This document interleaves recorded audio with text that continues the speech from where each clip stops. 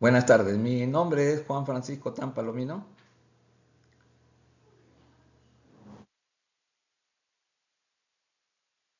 Soy alumno de la Universidad Tecnológica del Perú, mi- el- de la Facultad de Derecho.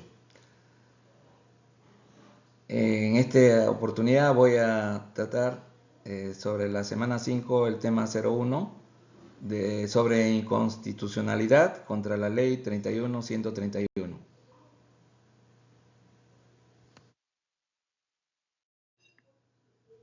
Hemos elaborado un índice, el cual consta pues, de carátula, índice y de todos los temas que se van a abordar en estas diapositivas.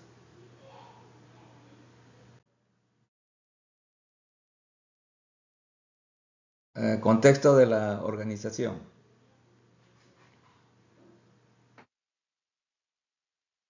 Caso de la incorporación de los trabajadores del régimen CAS al decreto legislativo 276 y decreto legislativo 728. Con fecha 10 de mayo del 2022 o del 2021, el Poder Ejecutivo interpone demanda de inconstitucionalidad contra la Ley 31-131, ley que establece disposiciones para erradicar la discriminación en los regímenes laborales del sector público, que la referida ley es inconstitucional por cuanto vulnera los artículos 40, 43, 78, 79 y 118, incisos 3 y 17 de la Constitución. Por otro lado, con fecha 25 de junio del 2021, el Congreso de la República contesta la demanda negándola y contradiciéndola en todos sus extremos.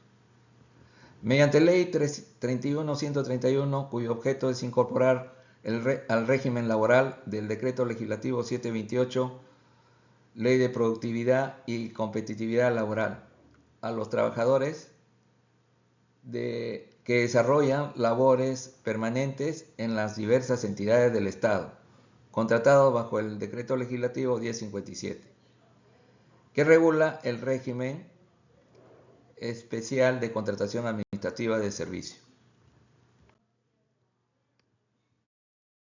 La ley 131 afecta al principio de colaboración entre poderes, por cuanto ha sido emitida al margen de la interacción que debe existir entre el Congreso de la República y el Poder Ejecutivo para expedir normas que tienen impacto en la economía en el país, puesto que el Congreso ha aprobado dicha ley sin tener en consideración las observaciones hechas por el Ejecutivo. Ahora bien, corresponde al Poder Ejecutivo administrar la hacienda pública, consignados en el presupuesto, lo cual implica el análisis de los ingresos y gastos consignados en el presupuesto. Asimismo, de acuerdo con el artículo 4 de la Ley 29.158, Ley Orgánica del Poder Ejecutivo, el diseño y supervisión de las políticas nacionales y sectoriales en materia presupuestaria constituye una función exclusiva del Poder Ejecutivo, encabezado por el Presidente de la República.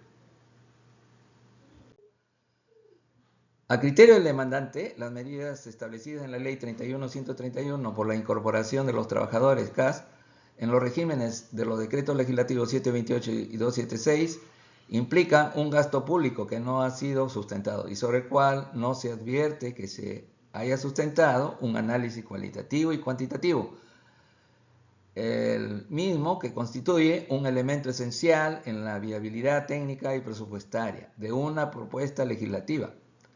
El hecho de que el artículo 5 de la ley impugnada señale su implementación, es decir, que se financia con cargo al presupuesto de cada entidad, no subsana esta omisión. Por tanto, la ley 31.131 contraviene el inciso 17 del artículo 118 de la Constitución, al afectar las competencias del Poder Ejecutivo reconocidas constitucionalmente en materia de administración de la hacienda pública. En efecto, este tribunal ha ratificado la naturaleza exclusiva de dicha competencia.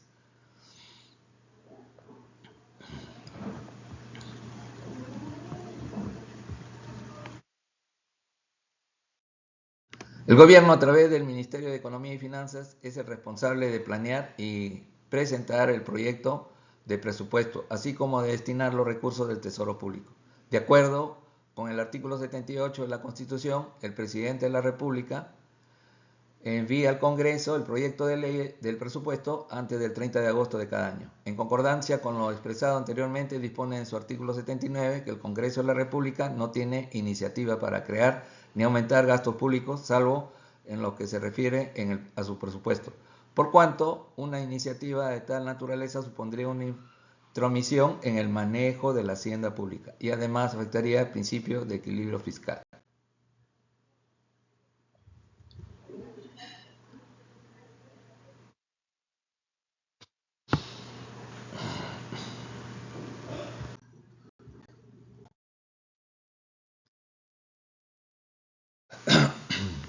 Resumen del contenido. Contexto de la sentencia 979/2021, expediente 13-2021, PI/TC. La sentencia 979/2021 del Tribunal Constitucional del Perú resuelve la demanda de inconstitucionalidad sobre la Ley 31.131, que establece la eliminación progresiva del régimen de contrato administrativo de servicio, disponiendo la incorporación de estos trabajadores a los regímenes laborales de los decretos legislativos 276 y 728.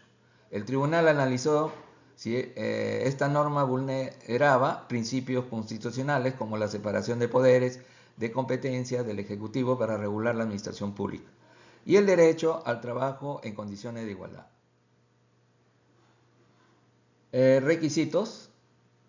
Primer requisito, contexto de la organización jurídica.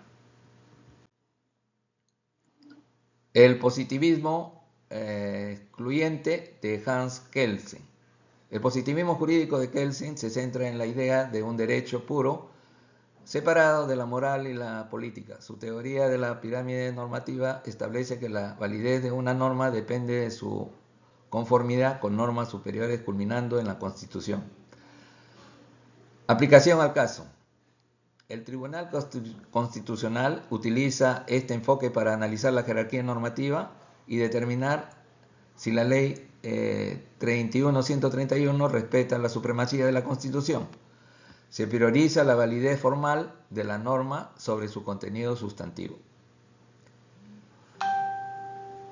Segundo, el positivismo incluyente o metodológico de Hart.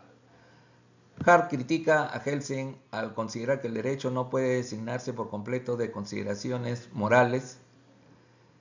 Propone la regla de reconocimiento que define que normas son válidas en un sistema jurídico considerando tanto criterios formales como el consenso social. Aplicación al caso. El Tribunal Constitucional del Perú también valora principios constitucionales sustantivos como la protección de derechos laborales más allá del análisis formal de la norma. Esto refleja una perspectiva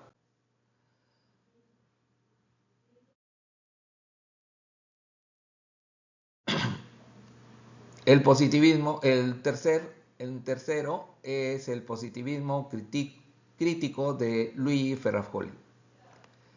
Ferrajoli sostiene que el derecho debe garantizar la efectividad de los derechos fundamentales. Critica la validez formal si una norma vulnera derechos humanos o principios democráticos. Aplicación al caso. La sentencia examina si la Ley 31.131 protege o vulnera derechos laborales fundamentales, lo que implica un análisis crítico sobre la eficacia de la norma en la protección de estos derechos. Cuarto, el realismo jurídico de Alf Ross y su apartamiento del positivismo. Ross sostiene que el derecho no es solo un conjunto de normas, sino también prácticas sociales y decisiones judiciales. El derecho es lo que realmente los tribunales aplican. Aplicación al caso.